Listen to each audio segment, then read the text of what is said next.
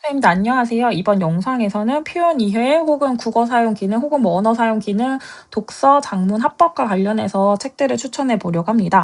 사실 이것 같은 경우에는 그냥 영락과 서평에서 나온 최근 책을 다 읽어보면 될 거라고 생각하는데요. 이 순서대로 한번 보시면 좋을 것 같은데요. 그래도 제가 다른 그 우선순위 표시하지 않았지만 발췌독하시면 좋을 것 같은 책들을 정리해 놓은 만큼 그냥 간단하게 한번 소개해 보려고 합니다. 추천한 책들을 오히려 언급하지 않고요. 그 우선순위 적지 않은 책들만 언급하도록 하겠습니다. 교사를 위한 독서 교육론 같은 경우에는 읽지 않아도 무방하지만 필요하신 경우에 발췌독하면 좋을 것 같다고 생각을 하는데 여기에 교사를 위한이라고 나온 것처럼 실제 수업에서 쓸만한 그런 내용들이 많이 들어있어서 이와 관련된 어떤 실증적인 지식이 궁금하시다면 보시면 좋을 것 같긴 한데 사실 임용시험에서 꼭 봐야 하는 내용이 있다고 여겨지지는 않습니다.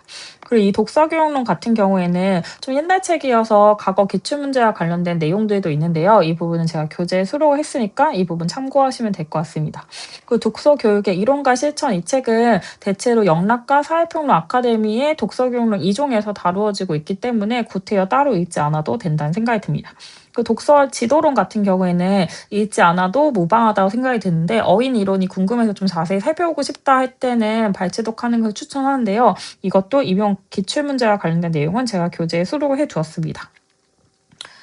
그리고 이제 이 합법에서 이 삼가 합법 같은 경우에도 과거 기출문제 중에서 연관되는 부분이 있어서 이 부분이 궁금하시다면 읽어도 괜찮을 것 같은데 꼭 읽어야 할 필독 도서는 아니라는 생각이 들고 관련된 기출문제는 교재에 수록을 기출문제와 관련된 내용은 교재에 수록을 해놨으니까 이 부분 참고하시면 좋을 것 같습니다. 그리고 이 책만 그냥 한번 다시 정리를 해보려고 하는데 이 책은 특히 세부 영역별 개론서를 먼저 읽고 관련 부분을 다 정리하신 다음에 이 부분을 전체 그 정리하는 용으로 보시거나 혹은 관련된 부분을 발췌독하시면서 정리하는 용으로 읽으시면 좋을 것 같다는 생각이 듭니다.